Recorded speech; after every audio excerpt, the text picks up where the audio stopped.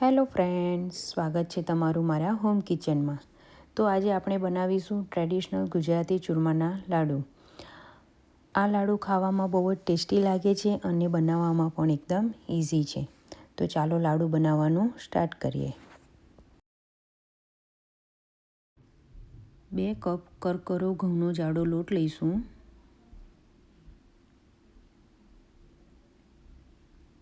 તેમાં 2 ચમચી સૂજી નાખીશ અને 2 ચમચી કકરો ચણાનો લોટ લઈશ.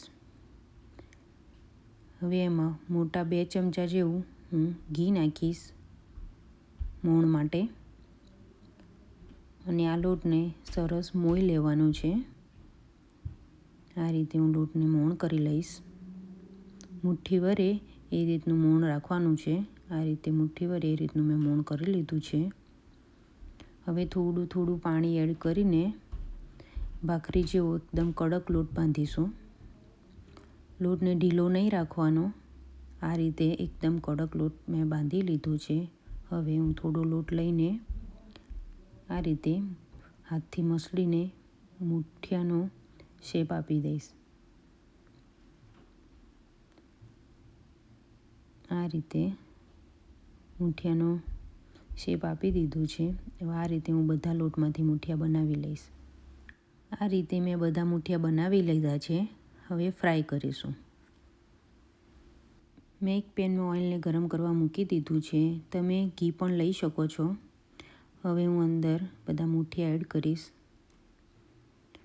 અને મુઠિયાને એકદમ મીડિયમ ગેસ ઉપર જ આપણે ફ્રાય કરીશું.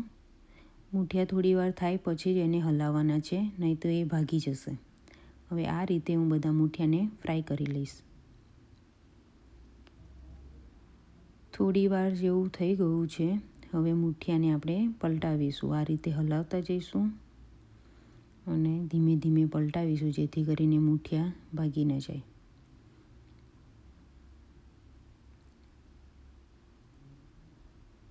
આ મુઠિયા પ્રોપર આપણે ફ્રાય કરવાના છે, નહીં તો લાડુ ચીકણા બનશે જો કાચા રહી જશે તો.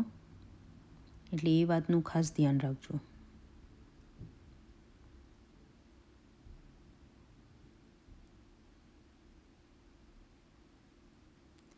મુઠિયા ફ્રાય થઈ ગયા છે. આ મુઠિયા ફ્રાય થતાં 15થી 20 મિનિટ જેવું લાગ્યું છે. હવે હું આ મુઠિયાને કાઢી લઈશ અને આ રીતે હું બધા મુઠિયા ફ્રાય કરી લઈશ.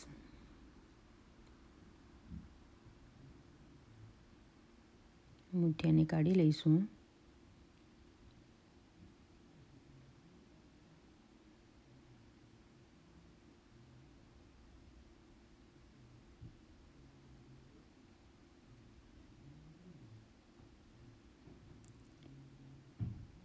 આ રીતે મેં બધા મુઠિયાને ફ્રાય કરી લીધા છે, હલકો ગોલ્ડન કલર આવે ત્યાં સુધી.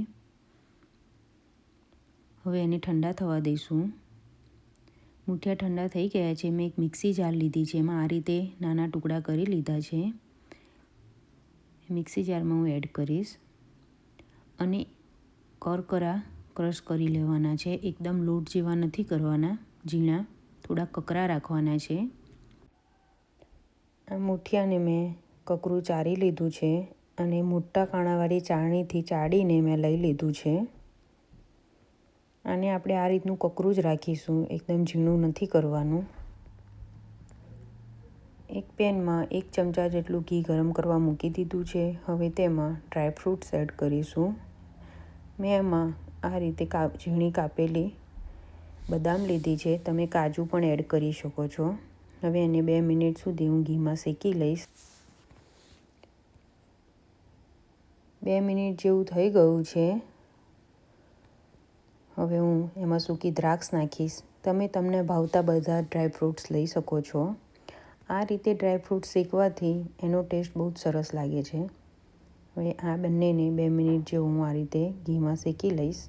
હલકો લાલ કલર થઈ ગયું છે. હવે એને હું કાઢી લઈશ.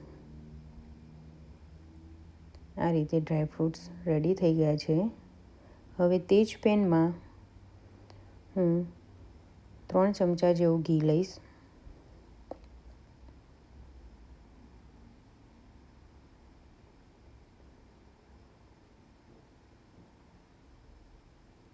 3 ચમચા જેવું ઘી લઈ લીધું છે. હવે તેમાં જે કપથી લોટ લીધો હતો તે જ કપ અડધો કપ હું દેશી ગોળ લઈશ અને આ બંનેને ગેસ ઉપર થવા દઈશું થોડી વાર. આને આપણે પાયો નથી કરવાનો, ખાલી ગોળ મેલ્ટ થઈ જાય ત્યાં સુધી જ ગરમ કરવાનું છે. વધારે ગરમ નહીં કરીએ, નહીંતર કડક થઈ જશે. આ રીતે મિક્સ કરતા જઈશું ને ગોળ મેલ્ટ થાય ત્યાં સુધી આપણે ગરમ કરી લઈશું.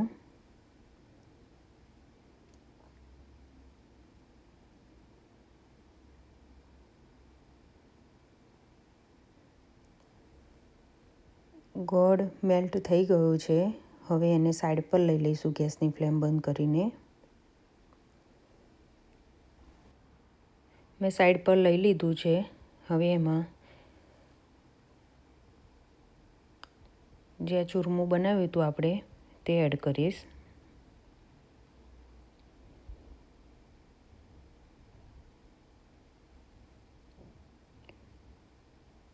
અડધી ચમચી ઇલાયચી પાવડર અને આ જે બધા ડ્રાયફ્રૂટ્સ હતા તે એડ કરીશ.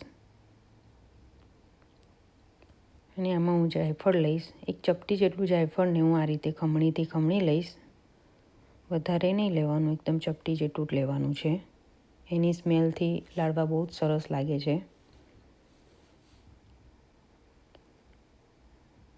હવે ચમચાની મદદથી આપણે હલાવીશું કેમ કે આ બહુ ગરમ છે. આ રીતે બધું મિક્સ કરી લઈશું. હલકું ઠંડુ થાય એટલે લાડુ કરીશું. હવે ઠંડુ થઈ ગયું છે અને હાથથી હું આ રીતે લાડવાનો શેપ આપી દઈશ. તમે તમારી રીતે સાઈઝ નાની મોટી રાખી શકો છો. હું આ રીતે આટલી સાઈઝમાં બનાવું છું. આ રીતે હું લાડુને વાળી દઉં છું. આ રીતે લાડુ બનીને તૈયાર છે. આ શેપમાં હું આ રીતે બધા લાડુ બનાવી લઈશ. આ રીતે બધા લાડુ મેં વાળી લીધા છે. તમે ઉપરથી ચારોળી અને ખસખસ પણ લગાવી શકાય. તો હું આ રીતે લાડુ બનાવું છું. તમે કઈ રીતે બનાવો છો તે કોમેન્ટમાં જરૂર જણાવજો. જો તમને મારી રેસીપી પસંદ આવી હોય તો લાઈક, શેર એન્ડ સબસ્ક્રાઈબ કરજો. Thank you.